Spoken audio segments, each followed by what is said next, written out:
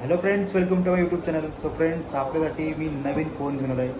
नवीन तर नाही म्हणतात, जुनाच आहे भरपूर, पण आत्ता माझ्याकडे अनबॉक्सिंगला आला आहे. नाव पहिले सांगतो. पिक्सल 9 म्हणून एक फोन आला नवीन आपल्याकडे, पिक्सल सिरीज. सो फोन बघाल तर सुपर आहे, लुकिंग जबरदस्त आहे, डिस्प्लेचा ब्राईटनेस पण जबरदस्त आहे. ह्या फोनबद्दल सांगायचं राहिलं तर गुगलने मस्त फोन बनवलेला आहे, पण काही काय असे फीचर्स आहेत ते पर्सनली मला नाही आवडले, ते तुमच्यासोबत शेअर करतो. तो म्हणजे यांचा user interface. So user interface भरपूर बेसिक आहे, ॲप्लिकेशन बघाल तर तेवढं लिमिटेड आहे, पण जो स्ट्रक्चर म्हणजे ठेवणी आहे ना आपल्या मराठी भाषेमध्ये, ती एकदम याची व्यवस्थित नाही आहे, नाही आवडली.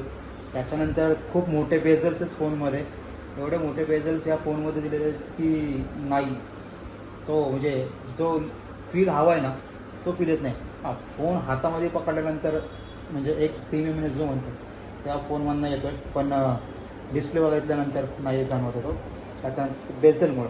त्याच्यानंतर बघाल तर कॅमेरा मला ओके वाटला भरपूर, पण कधी ओके वाटतो जेव्हा मी क्लिक करतो फोटो ह्याच्यानंतर, तो नंतर तो कस्टमाइज करून मला जो क्लिअरिटी देतो ना ती थोडीशी जरा मला वेगळी वाटली, म्हणजे वेगळंच काहीतरी वाटलं. सो हा एक बॅड एक्सपिरियन्स झाला या फोनबद्दल. त्याच्यानंतर बॅड एक्सपिरियन्स हा आहे की भरपूर यार जाड आहे, आणि हा जो पोर्शन आहे कॅमेराचा स्ट्रक्चर तो एक काय समजला नाही, एवढा मोठं का दिलं यार, तुम्ही 2 गोल काढा इझिली होऊन जातो ना, एवढा मोठा का काढला ते एक नाही आवडलं. लाईट वेट थोडासा हवा होता फोन, पण तो पण नाही. आणि हा बॅटरी बोलाल तर 4330 समथिंग बॅटरी याची, एवढी छोटी बॅटरी असून पण एवढा जड फोन आहे, जाड आहे. ऑब्वियसली ग्लास वगैरे दिली आहे, पण कितपत यार. फोन बाकी सुपर्ब आहे. त्याच्यानंतर एक ह्याचा छोटासा मी टेक म्हणजे जे फोटोज वगैरे काढले त्याच्यामध्ये, ते तुम्हाला मी तिथं लिंक शो होईल, तुम्हाला एक दाखवून देतो. त्याच्यानंतर ओव्हरऑल बघाल तर phone is good, price is high again Samsung, Apple ह्याच्याच कंपॅरिझनला. पण पर्सनली बघाल तर हा फोन मी यूज करू शकतो ॲज अ लुकिंगसाठी, म्हणजे नाही का दाखवले येस माझ्याकडे गुगल फोन आहे एक शोअपसाठी मी हा फोन यूज करू शकतो.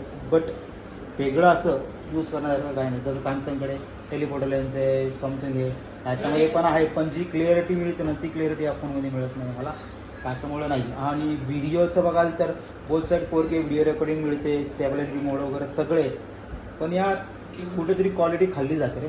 म्हणजे आता मी पर्सनली ॲपल यूज करतो, सो त्याच्यामध्ये मला म्हणजे मी रेकॉर्डिंग करून त्यातनंच करतो आहे यस, पण त्यातनं जो मला आउटपुट मिळतो आहे ना तो ह्या फोनमधनं मला मिळालंच नाही या फोनमध्ये.